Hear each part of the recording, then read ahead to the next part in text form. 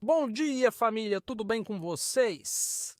Comigo está tudo ótimo. Vem de carona comigo hoje. Eu tô indo a um lugar e vou passar por ruas meio barulhentas, viu?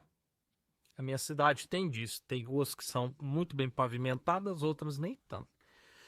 Bom dia para você que está acordando agora.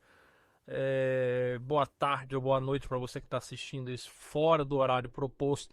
Todos os dias nós fazemos uma meditação juntas, um material direcionado para quem está aí passando pelo seu deserto, tá? Em busca de respostas. Gente, eu quero conversar com vocês hoje a respeito da participação do sogro, da sogra, do pai e da mãe no casamento. Esse final de semana, na verdade, essa semana minha sogra está lá em casa. E quando a gente tava, eu fui lá buscá-la, né, na outra cidade, e a gente veio conversando e tal. E a gente tava pontuando a diferença dos três casamentos que ela acompanha, né, que são dos três filhos dela, um homem e duas mulheres. Ambos casados, ambos com filhos, né, tudo bonitinho, belezinha, conforme manda o figurino. E aí nós estávamos pontuando algumas diferenças. Por exemplo, em um casamento, o meu e de minha esposa, o nível de participação, de intromissão, de envolvimento é zero. Zero. Minha esposa nunca chegou para minha sogra, meu sogro, tal como eu aos meus pais, para fazer uma reclamação acerca do casamento. Nunca, nunca ocorreu. Nós sempre adotamos a postura de que se temos algum problema, é entre nós que vamos resolver. Se precisamos desabafar, desabafemos um para o outro, até no intuito de resolver o problema. Então, proveniente disso, nós nunca levamos problemas aos nossos pais. Então, se hoje você chegar a eles e perguntar assim, olha, qual o problema que o Diego e a Juliana têm no casamento? Eles não vão saber dizer. Eles podem talvez imaginar, especular uma situação ou outra, mas eu e minha esposa nunca fizemos grosseria na frente deles, nunca brigamos na frente deles, nunca discutimos na frente deles, nunca soltamos uma farpa na frente deles. Nunca. Em respeito ao nosso casamento, em respeito um ao outro e em respeito a eles também. Aí ela tem um outro casamento, de um filho que é muito reservado, muito reservado.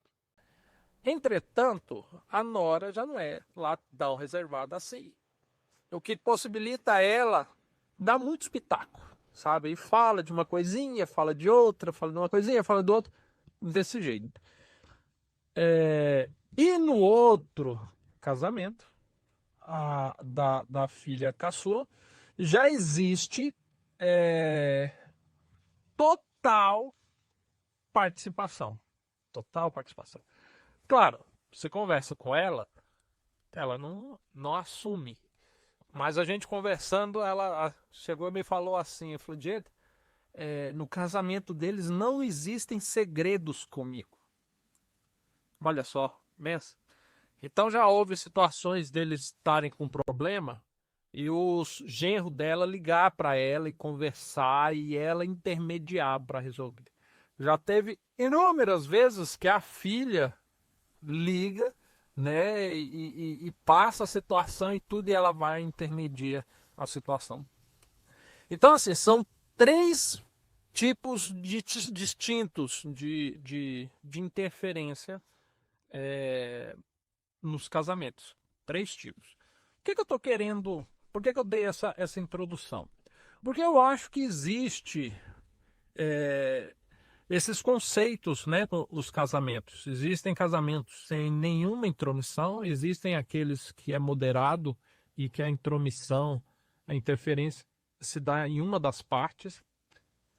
existe aquele que é 100%, é, 100% participativo. O que a Bíblia ensina a respeito disso? A Bíblia recomenda que o homem deixa teu pai e tua mãe e une-se a tua mulher para se tornarem os dois uma só carne. Eu compreendo que o deixar pai e mãe, ele vai envolver questões financeiras, ele vai envolver questões emocionais, questões de dependência, questões geográficas, ou seja, você não vai morar no mesmo lugar que mora teu pai e tua mãe, até para que consiga o casal formar, criar a sua identidade, que agora os dois se tornaram uma só carne, é um novo indivíduo que está nascendo. E eles precisam ter essa identidade sem a contaminação de outras pessoas, tá? Eles precisam disso para sua formação. Então, o que acontece? Quando você possibilita a intromissão, a interferência de terceiros, você precisa entender que muitas das vezes vai vir um conselho que é além do tempo. O que é um conselho além do tempo? Você hoje, com o seu marido, com a sua esposa, vocês vivem sob um contexto. E vocês estão amadurecendo, vocês estão aprendendo, vocês estão crescendo. Talvez a sua sogra ou seu sogro já passou por aquilo há muitos anos. E às vezes ele é capaz de te dar um conselho que vai além do tempo, além da circunstância onde você está, na qual vai obrigar você, né, ou seu cônjuge, a pular etapas, sabe? A pular etapas. E as etapas puladas num casal deixam-se lacunas. E essas lacunas são perigosas. Eu vejo, por exemplo, vou trazer uma experiência pessoal, né? Claro que não é regra para ninguém.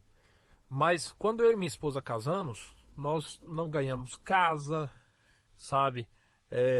Nós não ganhamos carro. Na verdade, eu tinha um carro velho, um Corcel. Desculpa, gente, eu fiz uma entonação no Corcel, mas eu amava aquele Corcel assim. Ela que detestava, porque não tinha um banco do carona, então ela tinha que ir sentada lá atrás. Então, ia ficar muito bravo. Aí eu troquei por um golzinho, velhinho também, sabe? Mas o que eu tô querendo dizer com isso? O fato da gente não ter casa, o fato da gente ter se mudado para um apartamento que só tinha um colchão de solteiro para nós dois dormir.